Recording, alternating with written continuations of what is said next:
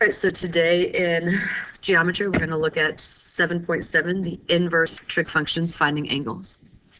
One of the nice things of trig functions is that you can find the measure of an acute angle of a right triangle if you know the two sides of the triangle. So the other day when we first learned SOHCAHTOA, we were given the angle and we had to find a missing side. Today, we're going to look at when we're given the sides and we have to find the missing angle. The initial setup is the same as involving finding the missing side.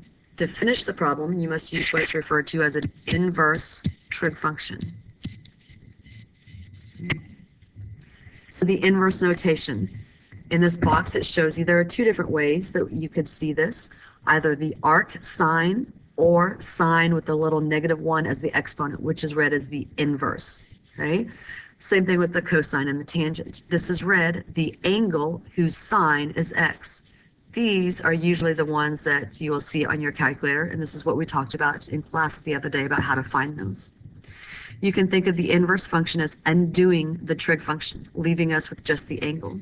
So sine inverse of sine x leaves us with just x. So this is the opposite, how we undo the sine function.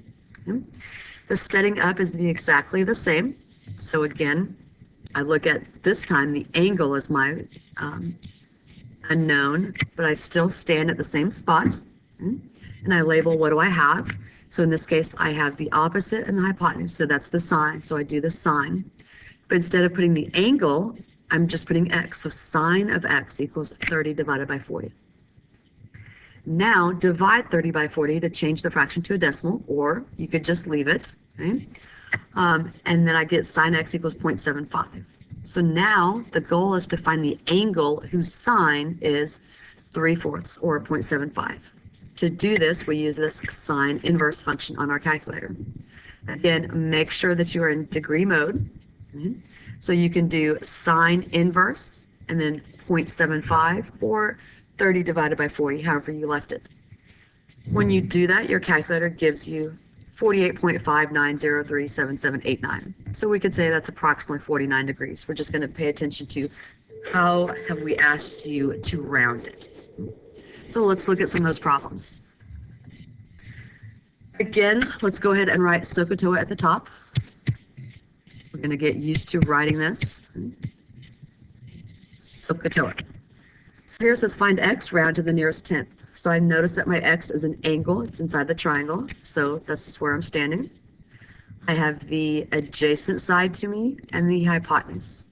Adjacent and hypotenuse uses cosine.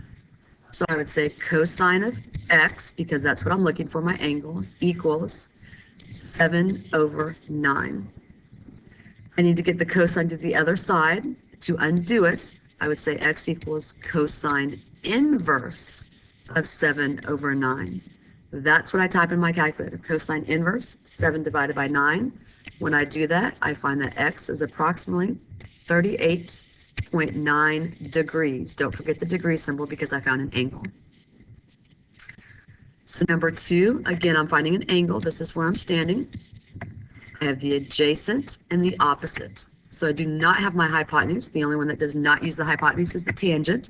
So here I would say the tangent of x is equal to opposite over adjacent, 10/16. So to get the tangent to the other side, I do tan inverse of 10 divided by 16. Type that in my calculator, and I find that x is approximately 32.0 degrees. Number 3, and this is where I'm standing. I have the opposite and the hypotenuse, so that's the sine. So I would say sine of x is equal to 12/24.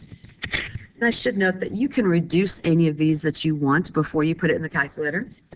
So now I'm going to move my sine over, so that's going to be x equals sine inverse. If I wanted to reduce that, 12 divided by 24 is 1/2.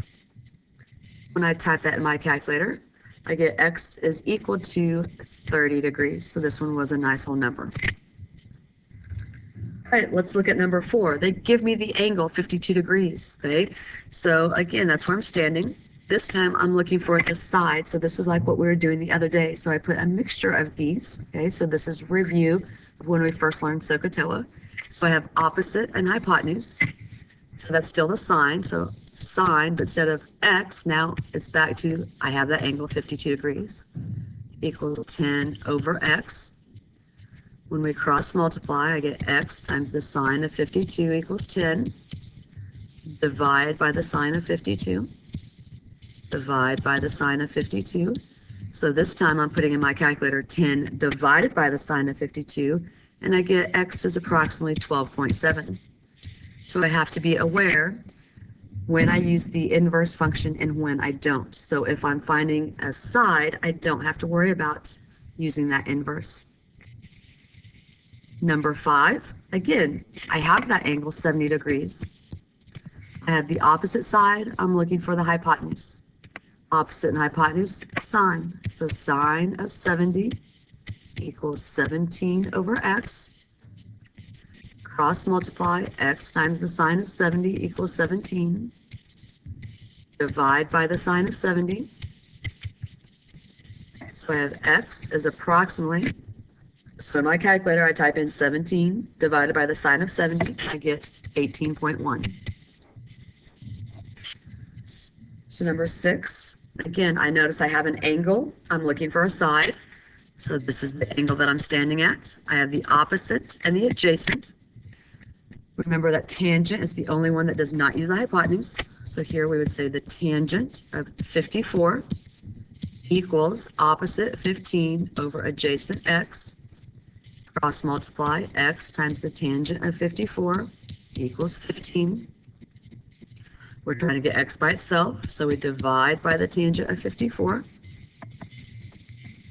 So in our calculator, we would type in 15 divided by the tangent of 54, and we would get x is approximately 10.9. So again, be very conscious and aware of what are you trying to find. If you're trying to find an angle, then you will be using the inverse trig function. If you're finding a side, you just use the trig function itself. We had a mixture on the notes. Your homework will also have a mixture of these, so pay attention to when you need to use the sine inverse, cosine inverse, tan inverse, and when you just need to use the regular sine, cosine, and tangent. That wraps up section 7.7.